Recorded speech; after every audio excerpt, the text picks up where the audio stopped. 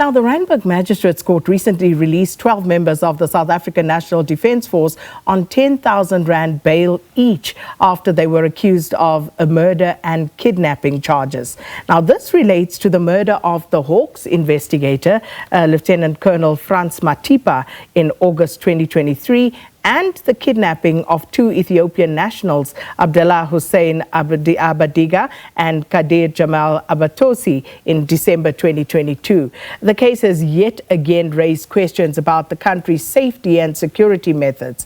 Open Secrets, which is a non-profit organization, has been investigating and documenting this case. And we invited the SANDF, but they sent us the following reply, and I quote, "Now, due to the matter being before a court, we therefore cannot participate in any discussion regarding it until due process of the legal processes have been complete," close quotes. Now, this morning we are joined by Open Secrets Director Hennie van Vuurren for an update on what they have discovered so far in this case. And good morning, Hennie, and thanks so much for being with us here on Morning Live. Morning, Sakina. Thank you. Hennie, let's just start with a bit of background. So this case goes back about 2 years. We then had, of course, there was a kidnapping that took place. We had the Hawks member, Colonel Frans Mathipa, who was ambushed and killed, allegedly after investigating the kidnapping of Abdella Hussein Abadiga and his bodyguard at the Mall of Africa. So perhaps just a little bit of background for those who might not have been following this so closely. Yes, thanks, Sakina. There is a bit of complexity here, but I mean, if we stand back and look at what happened, it's really evidence of high-level criminality within the South African National Defence Force, probably with an understanding of very top generals who, if they did not at least give the orders to undertake those crimes, have helped with the cover-up. And the background really is where we came to a lot of this information was the investigation by Colonel Frans Mathipa, who you mentioned, a very brave police officer, senior police officer within the Hawks. He was investigating the abduction, so the kidnapping of two individuals, the two Ethiopian nationals, Abdella Abadiga and his bodyguard, at the Mall of Africa in January of 2013. Mathipa, while investigating the matter, went to court and said, "I want the cell phone records of the people who were allegedly involved in the abduction." And those people were caught on camera in the Mall of Africa. So we have the mall footage, the CCTV footage. We see the cars coming in and out of the Mall of Africa with their registration plates. And we can confirm that those people who were involved, we believe, and the state argues in this case by going to court, that the people who kidnapped Abadiga, probably killed him, and who Mathipa was investigating, are all members of special forces. So they're the very, very top trained soldiers, and you could argue as well the top trained killers within the SANDF, the people who deploy outside of the country's borders, not in the country, to undertake very often very secretive technical operations. While Mathipa was investigating the abduction, the kidnapping of these individuals and their disappearance, he's out driving on the N1 highway in August 2023, as you said, Sakina, and he is shot while his car is moving. His car is driving. Now, that takes a particular kind of marksperson, someone with skill, to kill someone like that. And it's one of the first instances that we're aware of, that where one of the country's top police officials, Hawks officials, is assassinated, and where certainly all fingers point towards special forces, and now they stand accused of Mathipa's murder. They are taken to court after 2 years of investigations by the Hawks. I mean, I think they've been under incredible pressure in their own court documents. They say that their investigators have been threatened. And Sakina, I think importantly to stress, they've been threatened by other public officials. They've been threatened by probably members of the South African National Defence Force. So it's other people in uniform with guns who represent us and our democracy are trying potentially to take out the other investigators. And so, you know, a very, very dangerous situation developed. And maybe just to add one piece of detail, subsequent to this, we further investigated the matter. part of the members of the special forces who stand accused of the murder of Frans Mathipa, Colonel Sunnyboy Pini Wambi and his colleagues, the first accused in the matter. We have whistleblowers who are on record and have given evidence to the extent of which they have been involved in the murder and the possible torture of other civilians in South Africa unrelated to Mathipa's investigation. And so what we start to see, maybe the final point, is a pattern of behavior that suggests that there is torture, possibly a murder squad that exists within the SANDF, and there's absolute impunity. That means the SANDF is not lifting a finger to hold these individuals to account, but instead has given them all the legal assistance they need when going to court. And so the message that is sent to the public, the message that's sent to whistleblowers, is that we will protect our own, regardless of whether, in fact, they are criminals, murderers, and killers within the SANDF. And that for me is a bit confusing, Hennie, because one of the questions when this first broke that these 12 members were indeed arrested was, who is paying for their legal fees? And if the SANDF is paying for their legal fees, it then begs the question, what are they charged with and what does this have to do with the SANDF? Yeah, absolutely. So Sakina, the members are charged with crimes of murder, the crimes of kidnapping, and what's extraordinary is that if any one of us, any one of our employers would not provide legal defense to us if we were charged with those kind of crimes. And what we've seen in this case, and our understanding is that when the accused first appeared, we call them the Dirty Dozen, these 12 top SANDF officers appeared, they were given, my understanding, 3 or 4 senior counsel. Now, these are people that are paid 50 or 60,000 rand each a day, provided by the SANDF. That means that public money, our public money, was provided to defend people who stand accused of very, very serious But why? crimes. The question is why, Hennie? Why is SANDF footing the legal bill? And I think this is the question we need to be asking. My sense is that there is a cover-up that's taken place. And I'm going to be very clear about that, Sakina. I think that the chief of the SANDF, General Rudzani Mapwanya, is probably leading that cover-up. Let me be very clear.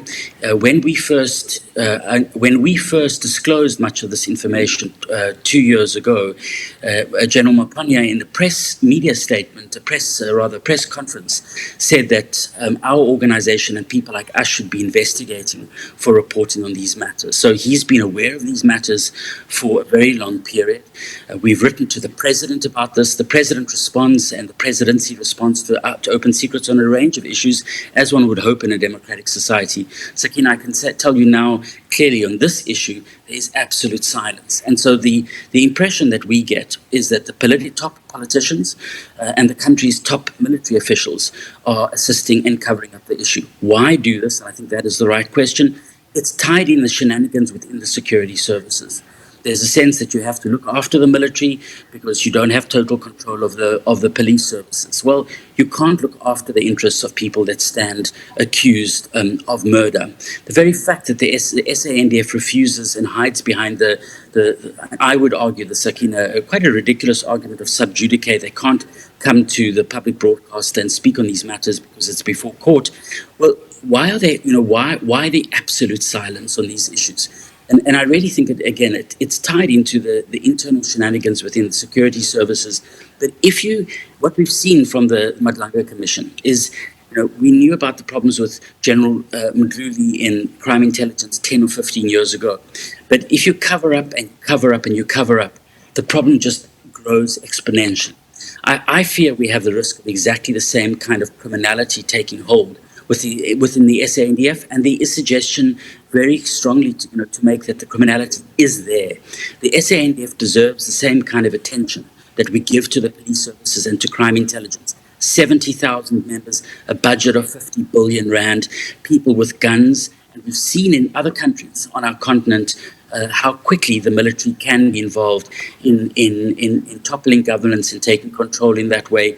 We need proper democratic oversight over the military, but the criminal elements have to be rooted out, regardless of where they are, lower officers, or if it's the people right at the top that are protecting them. And right now, I can't see many good reasons why people, including the chief of the SANDF, General Ruzani, should not be held accountable for the cover-up that we've seen that's led to these horrendous murders and the allegations of assault and torture in the SANDF. So, Hennie, with regard to that cover-up, a cover-up of what exactly? What is going on here?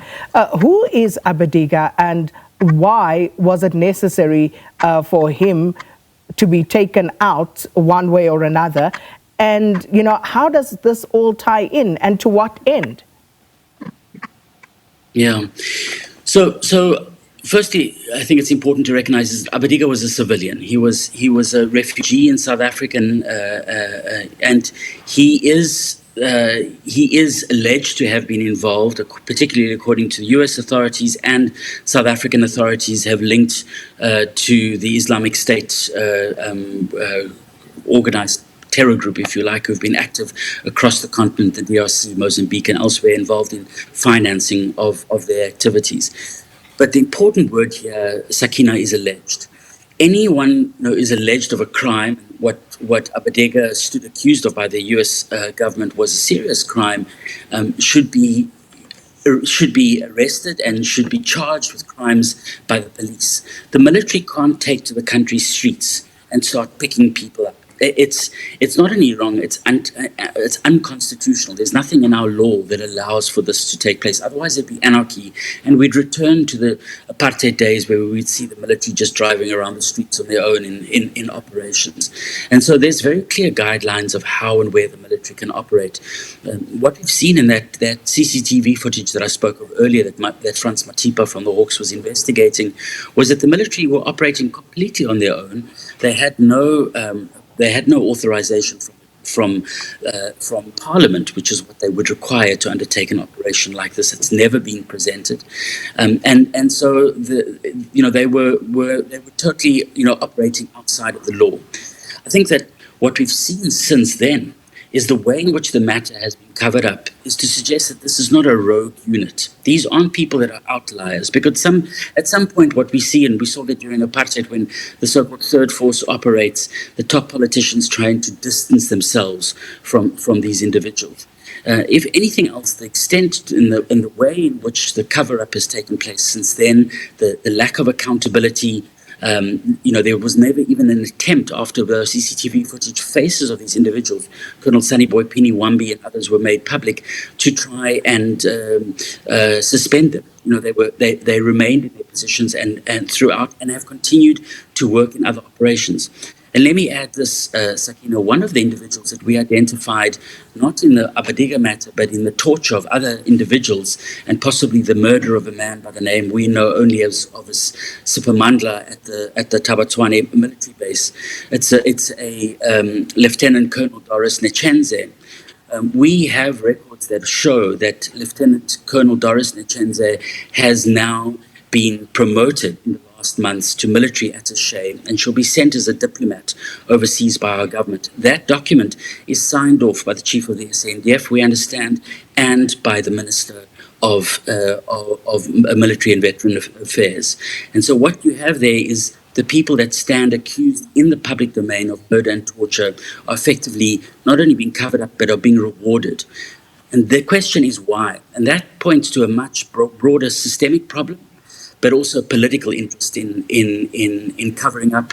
And we don't know whether these individuals, whether these squads have been involved in potentially other political assassinations, in cash and transit heists, are opening up all the questions that we've seen from the Madlanga Commission, and general criminality that's pervaded the police. It's quite possible that has pervaded large elements of the military as well. There are many, many good officers within the South African National Defence Force who stand to operate in the interest of the Constitution and protecting the interests of South African citizens. But there are very, very many corrupt top generals, top officials within the SANDF who have not been held to account for a range of crimes of corruption and the ones that I've described as Sakina, and that deserves our attention as South Africans. Don't isolate this to what the Badlanga Commission is saying. There are far bigger problems within the security services, and that I think is a potential real threat to democracy in South Africa. So you speak of the security services more broadly. The Madlanga Commission and the Ad hoc Committee, they have their terms of reference and focusing on the criminal justice system in particular. What do you think needs to be done in the case of the SANDF? Well, I'm not certain that commissions of inquiry are going to resolve everything, but we haven't even seen the oversight committees within Parliament exercise their minds to actually hold. So the military and veteran affairs committee within Parliament even asking the hard questions about these crimes, Sakina. I've spoken to people within the National Prosecuting Service. I've spoken to top advocates and lawyers who are investigating these matters at different times. They are scared, to be very clear. They're scared that they would be killed if they look into some of these things. So I think that there's a great fear, to even poke at this. What happens then, of course, is that there's silence, and that breeds the opportunity for more abuse. During the Zondo Commission in state capture, just to point out separately, we had an enormous amount of information about how the State Security Agency was investigating. Was paying off potentially judges and trying to corrupt the media, civil society, and potentially involved in other crimes, murder and a range of other crimes. We've seen no follow-up on how the country's spies operated during state capture and proper accountability for those actions. So I would argue that while we must look at the police, they are the ones that protect us from gangsters, from people in our households that try and kill people. That is incredibly important. But you need to look at the places that the politicians are too scared to look at, and that includes the intelligence services and includes the South African National Defence Force, because I think that is where there are there's real opportunity for abuse, and we have shown that it has effectively, no one has been held to account until the Hawks have now finally been able to ensure that these officers are tried. And we need the political establishment to at least get behind getting to the bottom of these issues. South African citizens can't do that alone. We need the powerful to hold the very powerful. Well, Hennie, we have to leave it there, unfortunately. But thank you so much, Hennie van Vuurren, Director of Open Secrets, giving us an update on their investigations on the case linked to the murder of Lieutenant Colonel Mathipa, who was attached to the Hawks Crimes Against the State section in August 2023, and the kidnapping of 2 Ethiopian nationals who disappeared from the Mall of Africa. And we invited the SANDF, but they sent us the following reply, and I quote, due to the matter being before the courts, we therefore cannot participate in any discussion regarding it until due process of the law processes has been complete, close quote. And that, of course, is from the South African National Defence Force. Hennie van Vuurren saying calling sub judice on this matter not good enough, but that's where we are at.